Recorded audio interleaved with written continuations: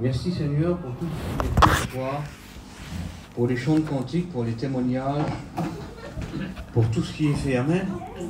Mais ce qui prime ce soir, écoutez, c'est pas que nous on est venus qu'on s'est déplacé trois, parce que aussi vous avez des anciens, vous avez des serviteurs de Dieu qui sont là, qui vous apportent la parole de Dieu. Gloire à Dieu.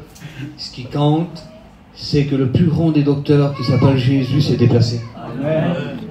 Allez-y à Paris, allez-y à la grande hôpital de Paris et faites déplacer le plus grand docteur qui est à l'intérieur, allez-y. Je vous le dis, vous pouvez boire de l'eau. Ben oui, avant de le voir, il faut un rendez-vous, puis je vous le dis, il y a des jours où il y a de l'eau qui coule sous les ponts, comme on dit, c'est ça. Hein. Mais j'aimerais vous dire que le plus grand des docteurs, qu'on appelle Jésus, il est parmi nous. Amen. Pas possible qu'il est ici. Là, ici à Sens, dans la petite église, là, en milieu de nous, le plus grand des docteurs, c'est lui qui a fait le ciel, la terre, il est là parmi nous. Je te le dis, il est là. Amen. C'est pas que des mots, mes frères, ça. C'est que des mots, les anciens, non? Il y a des actes. Écoutez voir ce que Jésus disait dans la parole de Dieu. Jésus, il avait un langage extraordinaire, je vous le dis. Comme il était dans la synagogue, la Bible a dit qu'il avait devant lui les docteurs de la loi. Les docteurs de la loi étaient frappés par la connaissance que Jésus avait. Je ne vous dis pas les mots qui devaient sortir de sa bouche, hein. Je ne vous le dis pas. Hein. Mais mes frères, s'il n'y avait pas eu des actes derrière, il y aurait eu des mots. Quand Jésus est dans la synagogue, il dit quoi? Il dit, l'Esprit du Seigneur est sur moi, parce qu'il m'a oint pour apporter une bonne nouvelle aux pauvres. Et il dit quoi plus loin? Il dit, pour guérir celui qui est aveugle. Quelle belle parole qu'il a dit Jésus. Mais est-ce qu'il l'a fait? Est-ce qu'il l'a fait? Ah oui. Comme il voit Bartimée au bord du chemin, il dit, viens. La Bible dit qu'il retrouve la vue. Ah, il n'y a pas que des mots là-dedans. Il y a des actes. Gloire à Dieu. Ce que Jésus dit, il le fait. Amen. Écoutez voir, j'étais chez moi et puis je savais que j'apportais la parole de Dieu. Dominique m'avait appelé. Alors je me suis mis à part. Un mot pour l'église, Seigneur. Amen. Gloire à Dieu. J'aimerais demander au frère qui se lève de sa place et qui me présente devant Dieu. Amen. Car sans lui, on ne peut rien faire. Amen. À toi la gloire, à toi l'honneur encore dans cette soirée, Seigneur Dieu. Seigneur, à toi ton serviteur, Seigneur, celui que tu as choisi, tu l'as mis à part, Seigneur. Tu lui donnes les mots, tu lui rappelles les mots que tu as mis dans son cœur, Seigneur Dieu. Qu'il puisse le délivrer, Seigneur Dieu, librement, Seigneur, dans les cœurs. Qu'on soit réceptif, Seigneur, par ta parole, Seigneur Dieu. Tu le bénis, tu le oins de ton esprit, Seigneur, pour la seule gloire de ton nom. Amen. Amen. Amen. Gloire à Dieu. Dieu a mis un mot sur mon cœur, et puis j'aimerais vous l'apporter dans toute la simplicité. Parce que la Bible dit, là où il y a la simplicité, il y a l'Esprit de Dieu. Amen. J'aimerais vous parler ce soir des promesses de Dieu. Est-ce que la Bible aurait des promesses? Est-ce que Dieu aurait des promesses pour nous? Chrétiens, chrétiennes? Est-ce que Dieu aurait des promesses pour nous? Ben oui. La Bible est remplie de promesses. Je vous le dis. Jérémie va le dire, il dit, moi, il va dire l'Éternel, je connais les projets que j'ai formés pour vous. Ah. Donc il a des promesses alors. Il dit, je connais les projets que j'ai formés pour vous. Des projets de paix et non de malheur, afin que vous avez de l'espérance. Gloire à Dieu. Et j'aimerais vous citer un verset de la parole de Dieu, écoutez. Pourquoi je le mets? Il a peu à rien à voir avec les promesses de Dieu, mais si on comprend le verset là, je vous le dis, écoutez voir, si on prend le verset là, et puis on le garde dans nos cœurs, et puis on dit que c'est la vérité, que c'est la parole de Dieu, et puis si on le met en action, je vous le dis devant Dieu, écoutez, c'est pas de la prétention ce que je vais dire là, c'est de la foi. La réunion elle est réussie. Je vous le dis, la réunion elle est réussie. Je vous le cite alors. Gloire à Dieu, écoutez, il est là. Genèse 18 au verset 14, écoutez ce qu'il dit. Il y a-t-il quelque chose d'étonnant venant de la part de Dieu? Mais il va plus loin. Nous, c'est ce qu'on cite bien souvent, l'ancien. Bien souvent, on dit ça, nous. Mais il va plus loin, le verset. Il dit ça. Au temps fixé. Ah. Y a-t-il quelque chose d'étonnant venant de la part de Dieu? Au temps fixé. Mais pourquoi, Kevin, tu dis ça? Pourquoi tu as été escalade, toi? D'habitude, on dit ça, nous. Y a-t-il quelque chose d'étonnant venant de Dieu? Mais toi, t'as... Ben non, j'ai pas rajouté, c'est la Bible qui le dit. Au temps fixé. Pourquoi? Parce que, écoute-toi, il y a des personnes, il y a des chrétiens et des chrétiennes parmi nous que Dieu a fait des promesses ils chantent dans leur cœur, ils les tiennent dans leur cœur. Il y a combien de temps aussi que tu la tiens? Ah, c'est là. 5 ans, 10 ans, 15 ans. Il y en a qui disent ça, moi, ça fait 5 ans, 10 ans que je prie pour mon fils. Ça fait 10 ans que je prie pour ma fille. Ou pour mon mari, ou pour ma compagne. Mais oui, Dieu t'a fait une promesse. Il dit ça. Y a-t-il quelque chose d'étonnant venant de la part de Dieu au temps fixé? J'aimerais te dire qu'il y a un temps fixé à la promesse que Dieu t'a fait. Il y a un temps fixé. Mais alors tu dis pourquoi? Ça fait 5 ans, moi je l'ai pas reçu. Il ne faut pas que tu la reçois maintenant. Mais non. Dieu a un temps fixé. La promesse, ça lui a dit ça. Si la prophétie tarde, attends-la.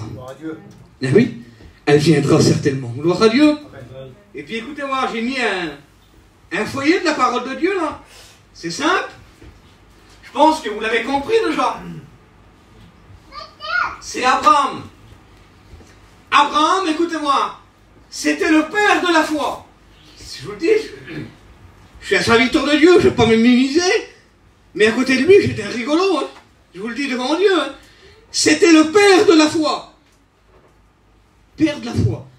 Je vous dis pas, hein. Maman, une prière, c'est exaucé instantané. Le père de la foi, vous comprenez bien. Un géant de la foi. L'ange va venir vers Abraham. Il va dire, Abraham, voilà, écoute bien. Ta femme Sarah, là, qui est auprès de toi, là. Je vais te donner un fils. Écoutez-moi, vous savez combien de temps après qu'il l'a eu? Après la promesse? Alors c'est pas moi, hein, Abraham. Il l'a eu 25 ans après. Je sais pas si vous vous rendez compte. Un ange, carrément. Il vient dans le foyer, il dit, voilà, Abraham, t'as un fils. Je sais pas si un ange, il viendrait dans ma campagne avec moi, là. Et puis dans ma campagne, il disait, voilà, je te fais une promesse, tu vas avoir un fils, Seigneur. Pour nous, tout de suite, ça y est, l'année prochaine, on a un fils. C'est ça, mes frères, hein. C'est même sûr, à 100%, vous pourrez me couper la main, ça changerait pas. Mais non. L'ange, il vient et dit ça, t'as un fils. Et voilà. Pour lui, écoutez voir, il y avait un temps fixé. Oui. Même que c'était le père de la foi, 25 ans plus tard, il reçoit ce que Dieu lui a donné. Mais oui. Ben ça m'a fait penser à ça, moi, tout à l'heure, là. Seigneur, des fois, nous, on voudrait que c'est tout de suite. C'est ça, hein. On voudrait que c'est tout de suite, nous. Mais Dieu connaît les projets qu'il a formés pour toi. Dieu connaît tout, gloire à Dieu. Et puis écoutez, comme l'ange, il va venir voir Sarah, là. Il va dire ça sur elle. Il va dire, t'auras un fils. Vous savez ce qu'elle va faire, hein, mes frères? La Bible, elle dit ça. Elle va rire en elle-même. Elle va rigoler en elle-même. Et quand je lisais la parole de Dieu, quand je faisais le verset, là, je dis, Seigneur, combien qu'il y en a comme ça? Combien qu'il y en a comme ça? Mais pourquoi tu dis ça, tu vas dire? Parce que écoutez-moi, moi j'en ai vu dans ma famille à moi, je peux même vous dire une expérience maintenant tout de suite, écoutez-moi. J'ai mon cousin Germain, moi, il s'appelle Vicky, futur étudiant aujourd'hui. Il a attendu 10 ans pour avoir le baptême du Saint-Esprit, lui. Il l'avait pas. On est en mission, puis moi je le vois, et puis il vient en face de moi, et puis je ne sais pas pourquoi, la pensée me vient. J'ai dit alors, j'ai mon cousin, tu l'as pas le baptême du Saint-Esprit, tu l'as pas eu encore. Et puis quand je lui dis ça là, il dit non, je ne l'ai pas eu encore. Et puis moi, je lui dis un mot de Dieu, et j'ai dit écoute, attends-toi à le recevoir. Comme tout bien chrétien, tout le monde a aidé. Vous savez ce qu'il a fait? Il a ri. Ah, il a rigolé. Mais je dis on va faire une recherche du Saint-Esprit, bientôt tu vas venir devant, tu vas le recevoir. Comme plein a aidé. Vous savez ce qu'il a fait? Il a rigolé. Il a dit, tu savais combien de fois que j'ai été devant. Mais il a fait comme Sarah, mes frères. Il a ri à la promesse de Dieu. Qu'est-ce que Dieu dit? Il dit, moi, dans les derniers temps, je répandrai mon esprit sur toute chair. Puis je dis, mon cousin, et puis moi, comme je le vois rigoler, là, dans mon cœur, je vous le dis, ça m'a fait mal. Et je dis, mon cousin, j'y imagine une seconde, là. Je dis, demain, c'est le culte. J'imagine que Dieu veut te le donner demain. Et je dis, toi, aujourd'hui, tu es en train de rire de ce que je dis. Est-ce que Dieu peut te le donner comme ça? Est-ce que Dieu peut te le donner à l'instant où je te parle? Je dis, tu es en train de rire. Écoutez, c'est une vérité. Mais ce que je viens de dire, là, je ne sais pas, moi. Il prend dans son cœur, lui. Il prend dans son cœur et puis il me dit, c'est vrai ce que tu me dis. Et le lendemain, il y a Dieu, le lendemain baptisé du Saint-Esprit. Imaginez-vous un peu. Le lendemain baptisé du Saint-Esprit. Dieu fixe un temps, Dieu fixe une promesse pour toi. Garde-la dans ton cœur, mais écoute bien, avant toute chose, sois prêt à la recevoir. Si tu es prêt à la recevoir, si tu le crois dans ton cœur, au temps fixé, comme la Bible dit, elle viendra. Gloire à Dieu. Et puis écoutez, j'ai mis ça moi. Peut-être que Dieu t'a fait une promesse, mais pour ta fille, j'ai dit, pour ton fils, pour ta famille. Et puis tu attends, ben oui. Pourquoi? Parce que Acte 2, 39, il dit quoi? Il va dire, car la promesse, elle n'est pas juste pour moi, là. Pas juste pour toi, mon frère. Il dit ça, car la promesse est pour vous et pour vos enfants.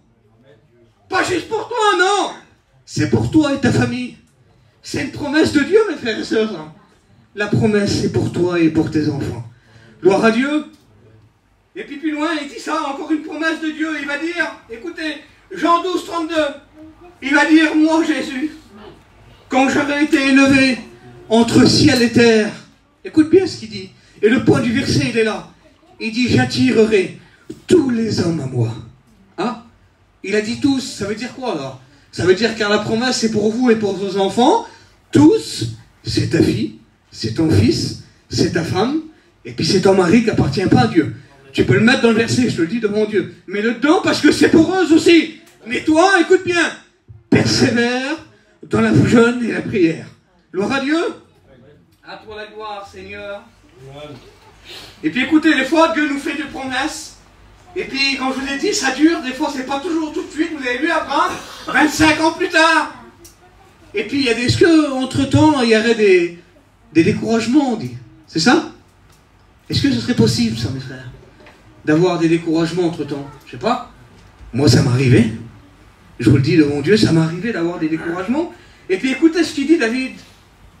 Dans le psaume 119, et au verset 50, il va dire, écoute bien, il va dire, dans ma misère, mon réconfort à moi, il va dire, c'est ta promesse, Seigneur. Alors, je ne sais pas si vous vous rendez compte, écoutez bien, moi, ça m'est arrivé. Plus de force, fatigué spirituellement. Écoutez voir, découragé. Et puis là, en train de marcher tout seul, là. Et puis, Seigneur, je pense aux promesses que tu m'as faites. Est-ce que vous avez déjà fait ça? Pensez à ce que Dieu vous a promis de vous donner. Est-ce que vous l'avez fait? Seigneur, j'y pense. Et même que tu es découragé, que tu es en miettes, tu l'as vu? Pense à ce que Dieu t'a promis. La joie revient dans le cœur.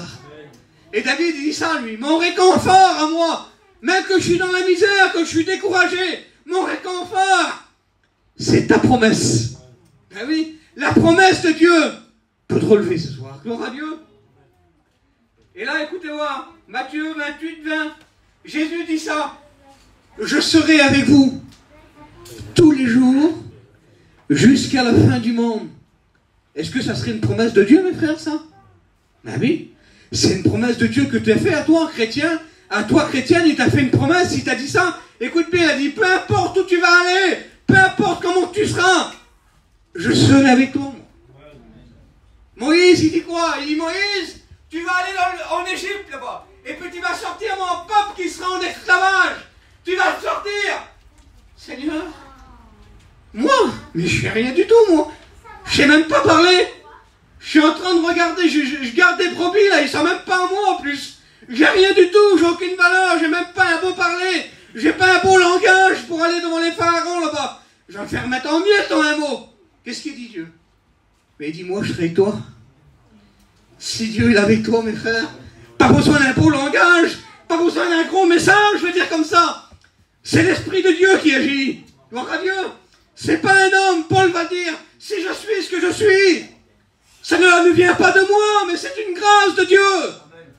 Amen. À toi la gloire, Seigneur. Et puis j'ai mis ça, moi, écoutez-moi. Hébreux 6, 10. Vous connaissez le verset? Dieu n'est pas injuste pour oublier le bienfait que vous avez porté pour son œuvre et l'amour que vous avez montré pour lui.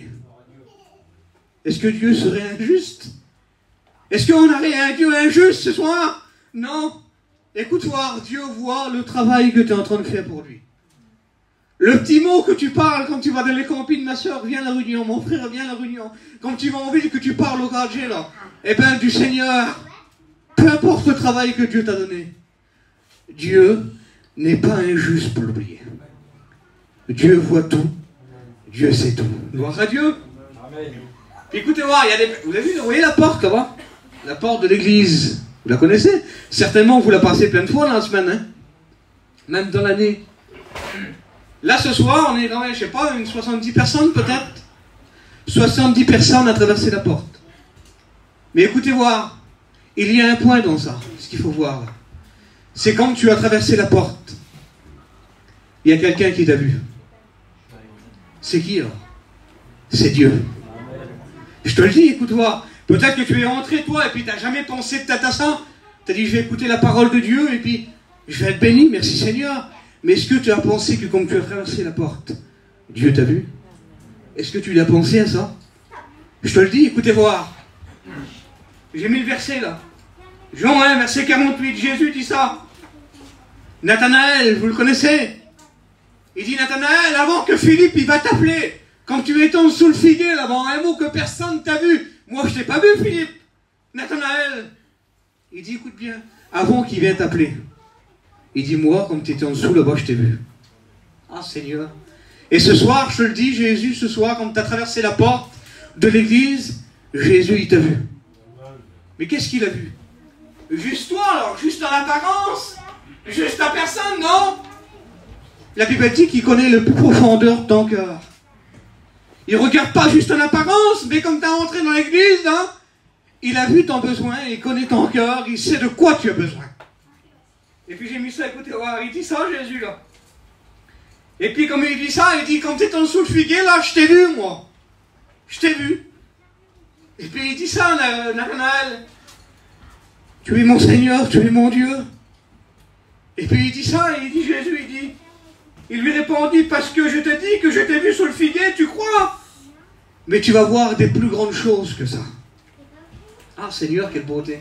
Tu vas voir des plus grandes choses que ça. Et j'aimerais vous dire, écoutez voir, chrétiens, chrétiennes, que nous sommes là ce soir. Vous voulez voir des grandes choses dans votre foyer? Alors faites des grandes choses pour Dieu. Un homme a dit ça un jour. Tu veux voir des choses que tu n'as jamais vues? Fais des choses que tu n'as jamais fait. Ben oui. Parce que Dieu voit tout, parce que Dieu, il sait tout, lui. Dieu montre deux choses de nous. Juste deux. Un peu plus, mais j'en ai mis deux, moi. Écoutez voir. Première chose, être vrai. Ah, la vérité, Seigneur. Il dit, mettez la vérité pour ceinture.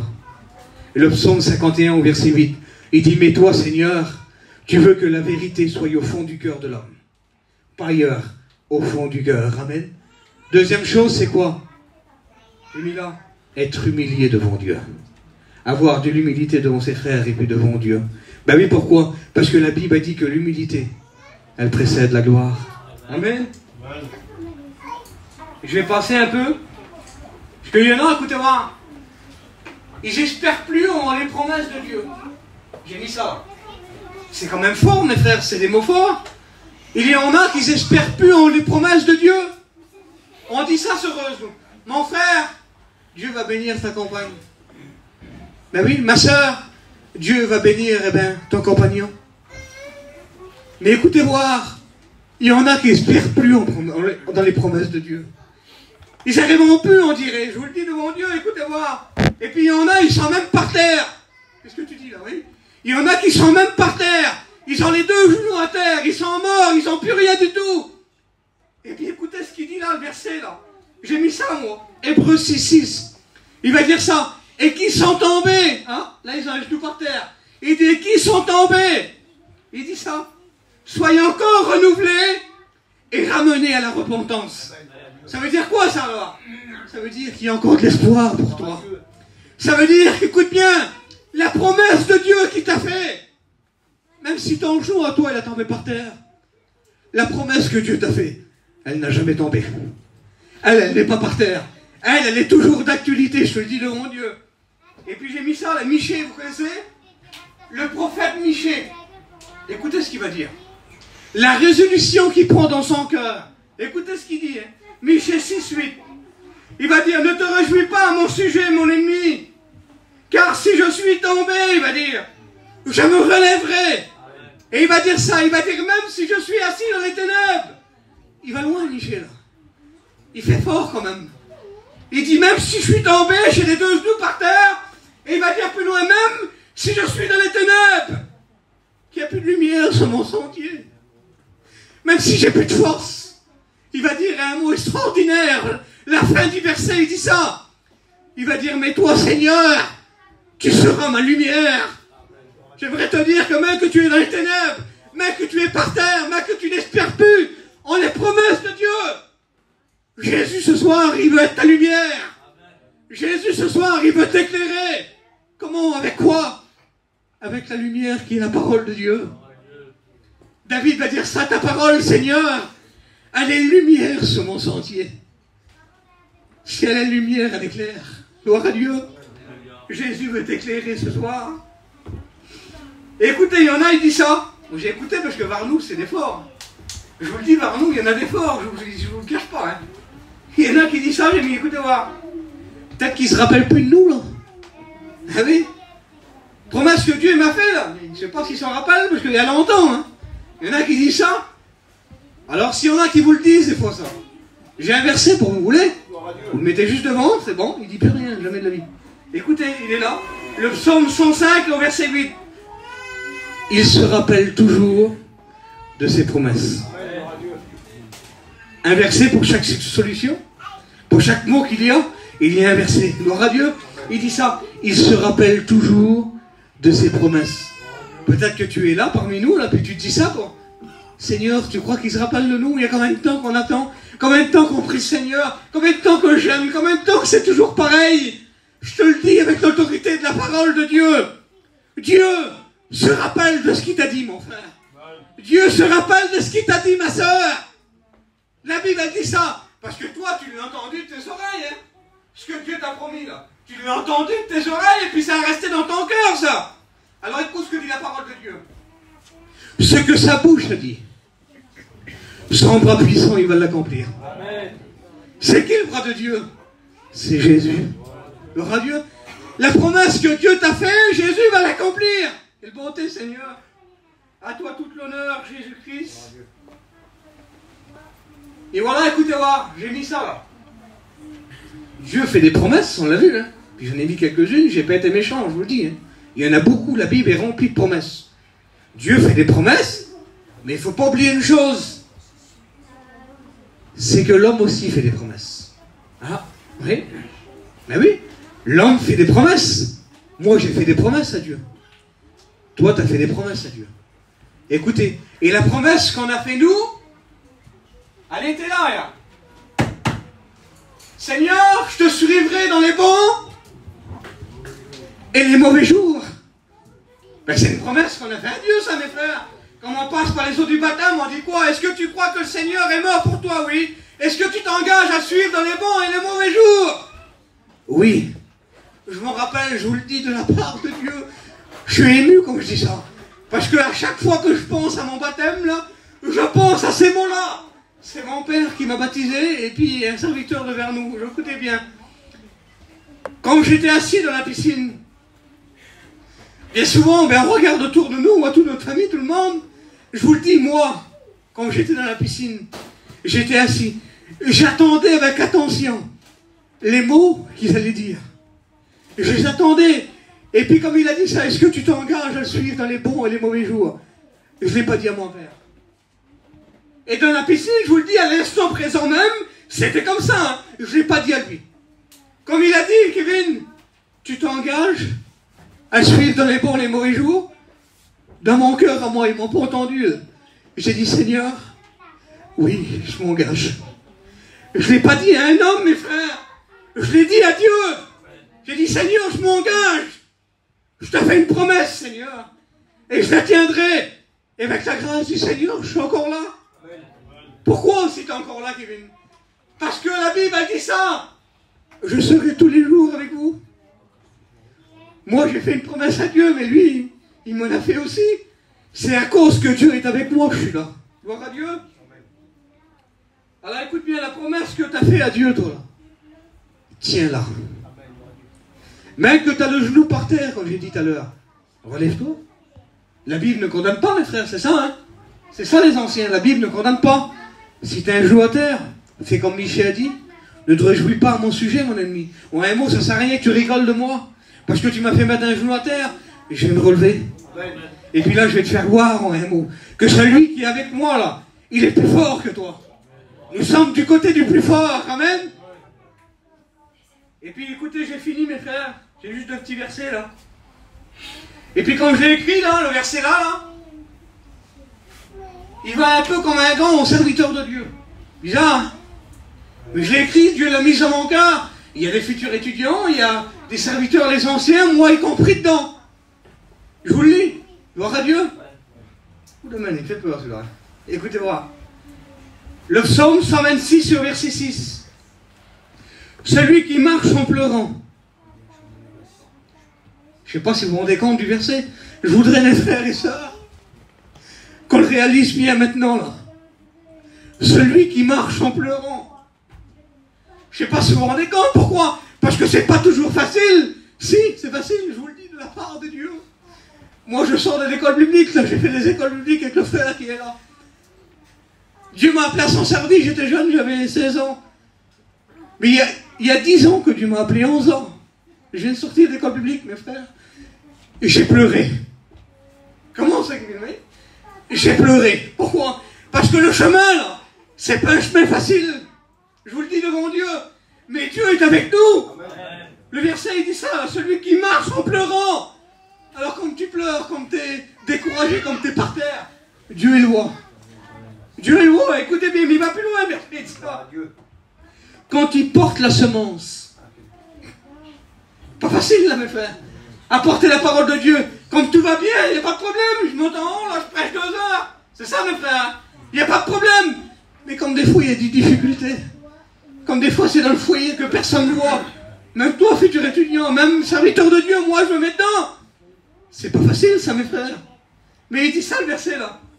Il dit, mais lui, là, celui qui marche en pleurant, en semant la parole de Dieu, il dit ça. Il reviendra, oui, avec chant d'allégresse. Si le verset s'arrêterait là, mes frères, imaginez-vous une minute. S'il s'arrêterait là, le verset, là, il n'irait pas plus loin. On dirait quoi, Seigneur? Je vais pleurer, je vais porter la semence, mais ça s'arrête là. Non, ça s'arrête pas là. Tu reviendras avec chant d'allégresse. Ça veut dire quoi? Ça veut dire quand tu vas prêcher, quand tu vas parler de Dieu autour de toi, il y aura des âmes qui vont se donner à Dieu. Et comme il y a des âmes qui se donnent à Dieu, on est dans le chant d'allégresse.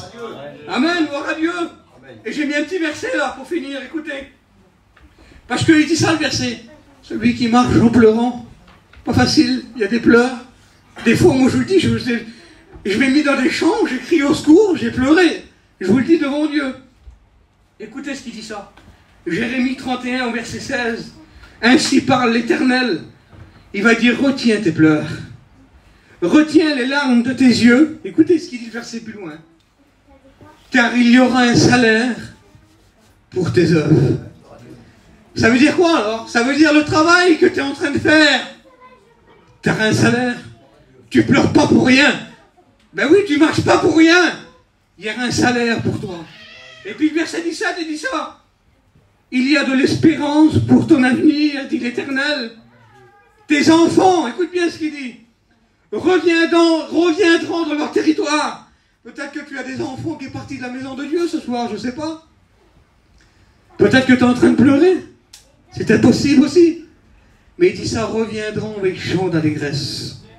Tes enfants reviendront dans la maison de Dieu. Pourquoi? Parce que Acte 2, 39. Car la promesse est pour vous et pour vos enfants. Gloire à Dieu. Vous voulez qu'on prie le Seigneur ensemble?